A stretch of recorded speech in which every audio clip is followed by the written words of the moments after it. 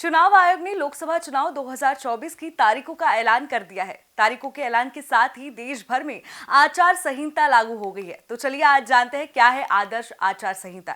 देश में स्वतंत्र और निष्पक्ष चुनाव कराने के लिए चुनाव आयोग कुछ नियम बनाता है। चुनाव आयोग के इन्हीं नियमों को आचार संहिता कहते हैं।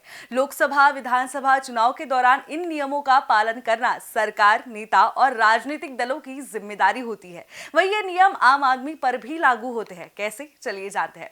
कोई आम आदमी भी आदर्श आचार संहिता के नियमों का उल्लंघन करता है तो उस पर भी आचार संहिता के तहत कार्रवाई की जाती है। इसका मतलब यह है कि यदि आप अपने किसी भी नेता के प्रचार में लगे हैं तब भी आपको इन नियमों को लेकर जागरूक रहना होगा। कोई राजनेता आपको इन नियमों के इतर काम कराने के लिए कहता है तो आप उसे आचार संहिता के बारे में बताकर ऐसा करने से मना कर सकते हैं, क्योंकि ऐसा करते पाए जाने पर तत्काल कार्रवाई होती है। उल्लंघन करने पर भी आपको हिरासत में भी लिया जा सकता है। अब जानते हैं आचार संहिता कब लागू होती है और कब खत्म होती है।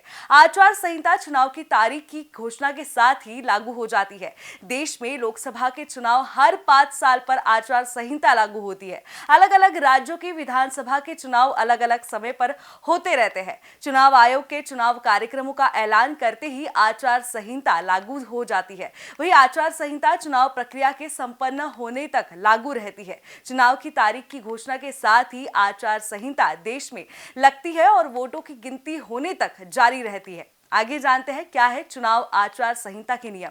चुनाव आचार संहिता लागू होने के बाद कई नियम भी लागू हो जाते हैं। इनकी अवहेलना कोई भी राजनीतिक दल या राजनेता नहीं कर सकता, जैसे कि सार्वजनिक धन का इस्तेमाल किसी विशेष राजनीतिक दल या नेता को फायदा पहुंचाने वाले काम के लिए नहीं होगा। सरकारी गाड़ी, सरकारी विमान या सरकारी बंगले का इस्तेमाल चुनाव प्रचार के लिए नहीं किया जाएगा।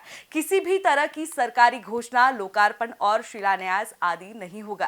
किसी भी राजनीतिक दल, प्रत्याशी, राजनेता या समर्थकों को रैली कराने से पहले पुलिस से अनुमति लेनी होगी। किसी भी चुनावी रैली में धर्म या जाति के नाम पर वोट नहीं मांगे जाएंगे। वहीं अगर इन नियमों का उल्लंघन करने पर सख्त कार्रवाई भी होती है। बाकी इस विषय पर आपका क्या कहना है, हमें कमेंट करके जरूर बताइएगा। और ऐसी तमाम जानकारी के लिए हमारे चैनल को जरूर सब्सक्राइब कर ले और देखते रहिए TV27 न्यूज।